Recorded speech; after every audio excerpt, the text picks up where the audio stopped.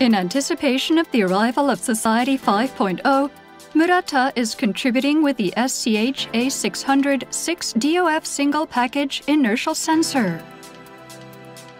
With the increasing precision of Advanced Driver Assistance System, ADAS, the ability of a car to operate in a stable manner even in an environment such as a tunnel where GPS cannot penetrate is an issue. The Murata SCHA 606 DOF single package inertial sensor addresses those issues.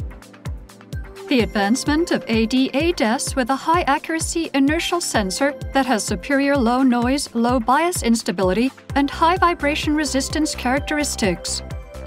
Component-level dynamic cross-axis calibration enables better than plus-minus 0.5% orthogonality error over temperature corresponding to approximate plus-minus 0.3 degrees error. Customers only need to read out memory inside the sensor and to do a simple offset adjustment. Further troublesome orthogonality calibration processes can be eliminated, and it will contribute to customers' total cost saving.